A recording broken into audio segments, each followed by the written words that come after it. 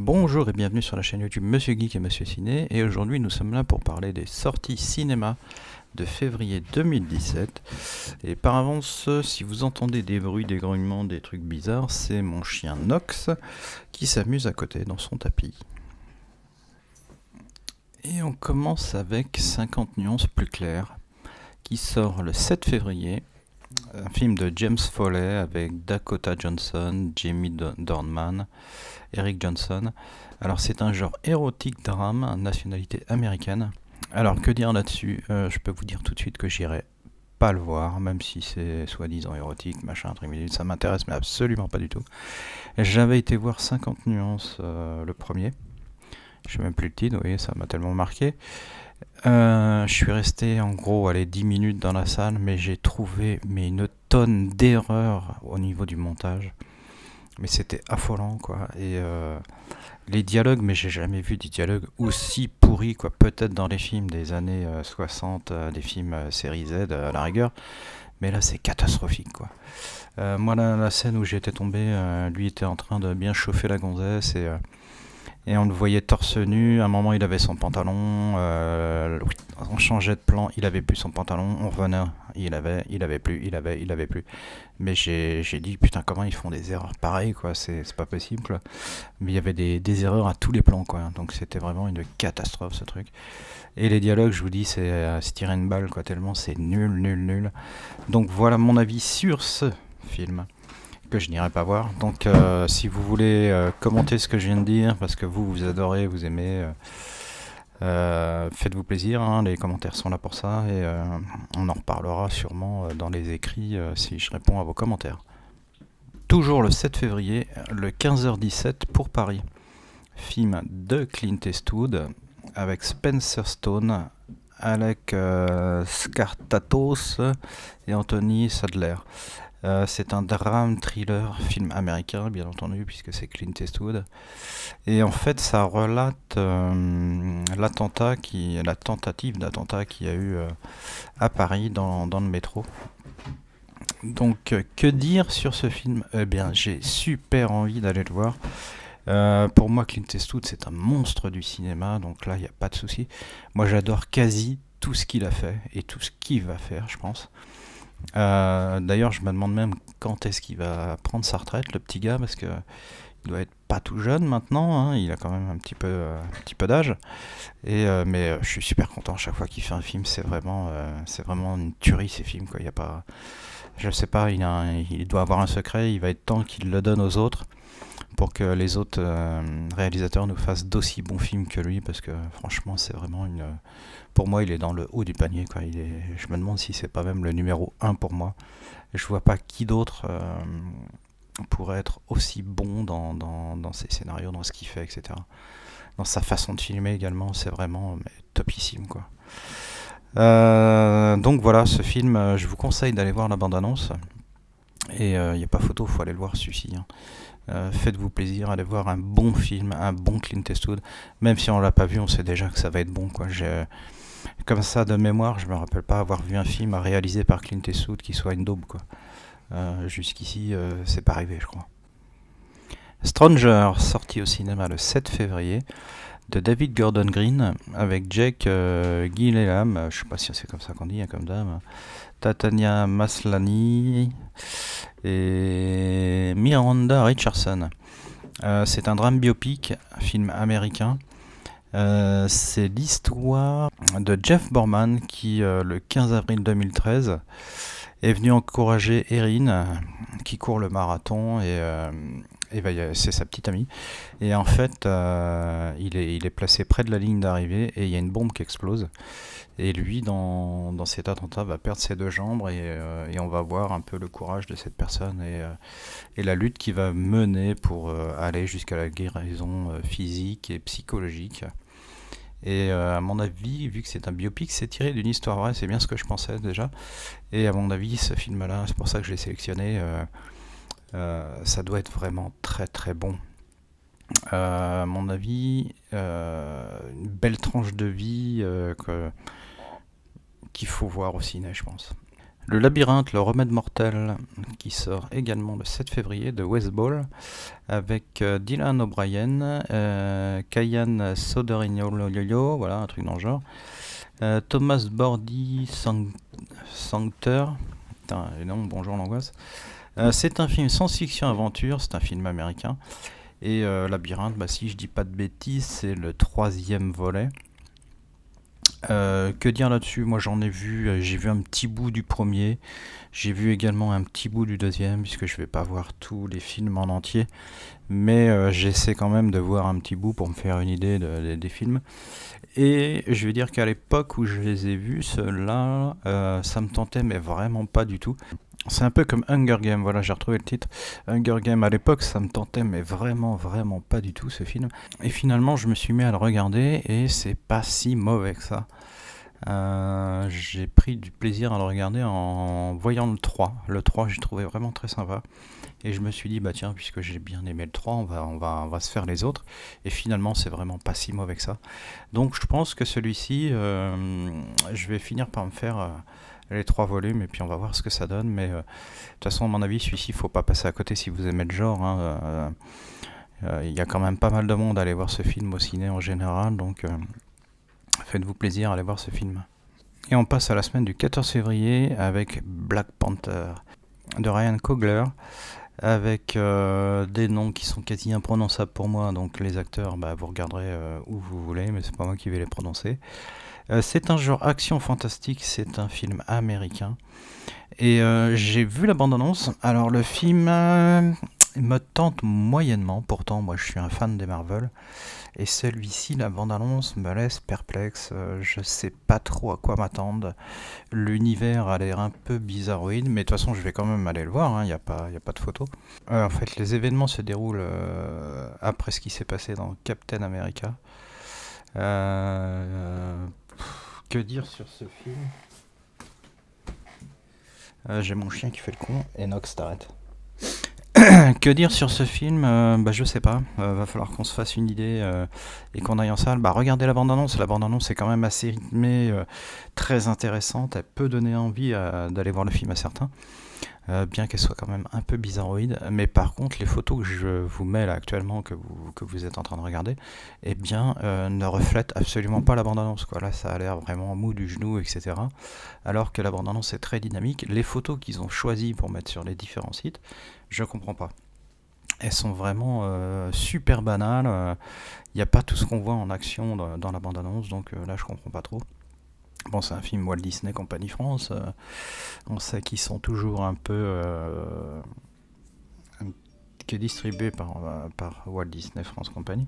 On sait qu'il est un petit peu toujours réticent à la violence, etc. Donc est-ce qu'ils ont voulu dans les photos cacher un peu toute cette violence? J'en sais rien, mais à mon avis, c'est une erreur technique parce que bon, bah, c'est un Marvel, les gens iront quand même le voir, mais il y en a qui pourraient, juste en voyant les photos, se dire tiens, ça a l'air vachement bien, je vais aller le voir.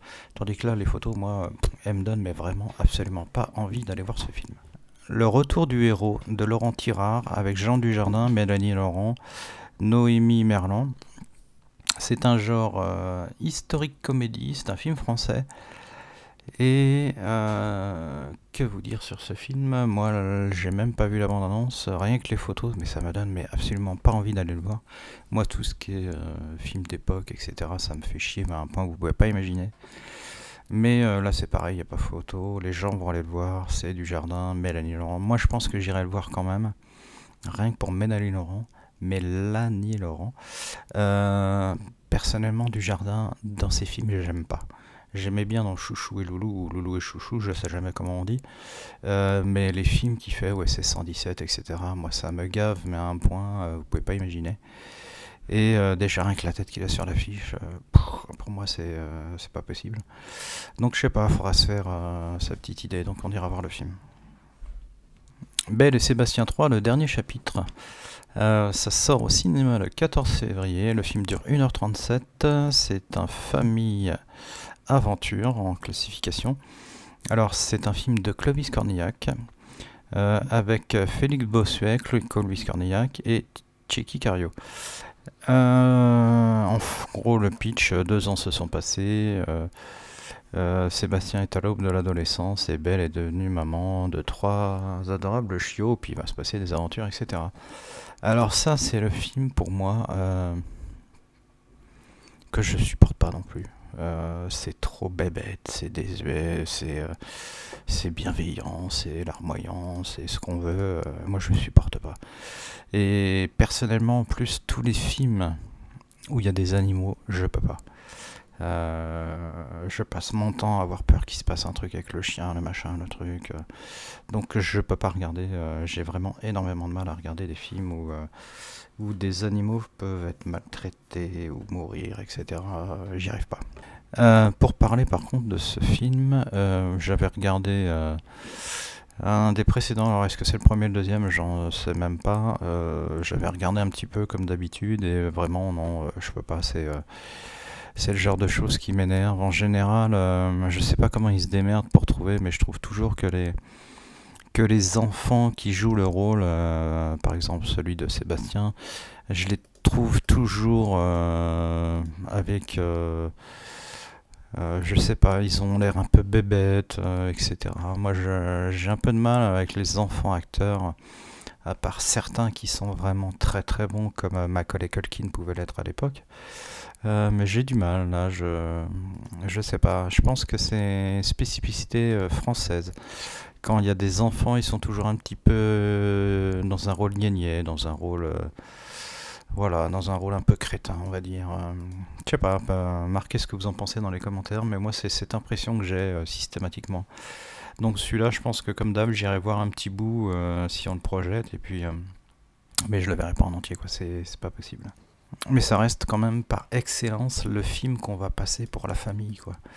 Les parents, les enfants, tous ceux qui aiment ce style, là il n'y a pas photo, ils vont venir le voir. Même les parents qui n'aiment pas ce genre de film et qui ont des enfants, là ils n'auront pas le choix, il faudra aller voir ce film. Donc il y aura quand même du monde à aller le voir, ça y a pas de souci là-dessus, mais faut vraiment aimer ce genre de film, quoi. Regardez la bande-annonce, faites-vous une idée pour ceux qui ne connaîtraient pas cette trilogie, on va dire, puisque c'est le troisième. Voilà, il y a du bon, il y a du mauvais. Moi, c'est le jeu des jeunes acteurs qui me plaît pas. Par contre, tout ce qui est paysage, nature, etc., qualité, photo, etc., c'est vraiment génial, topissime. Ça se passe en montagne, etc.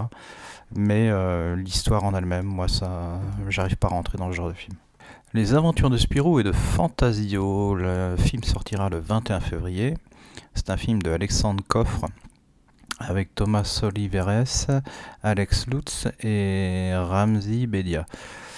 Je vous fais grâce du pitch, vous irez le chercher sur internet ou vous regarderez la bande-annonce. On va juste parler de ce genre de film dont pour moi c'est insupportable.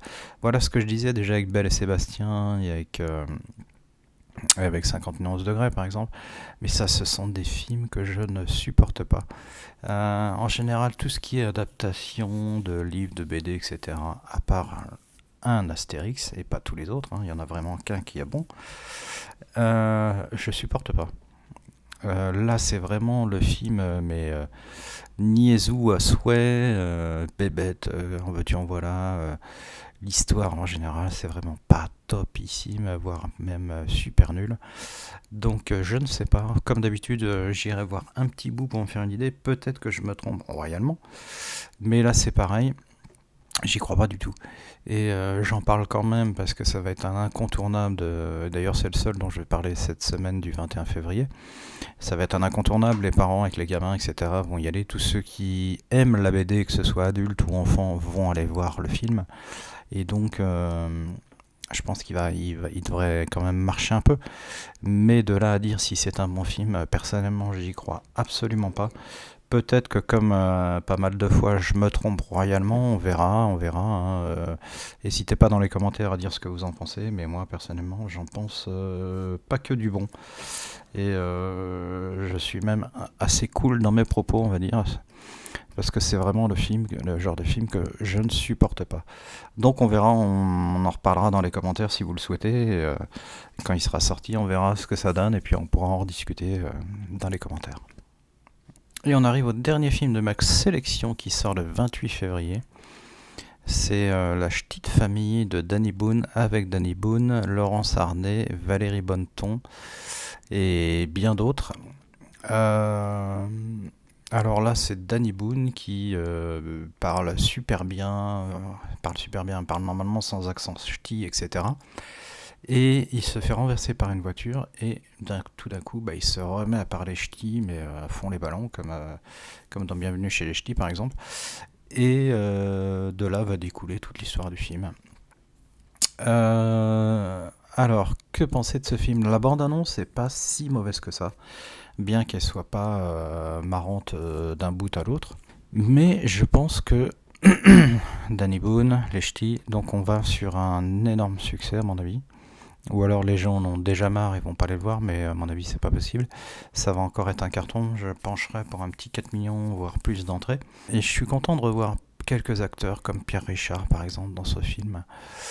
Et moi je pense que je vais aller le voir avec envie.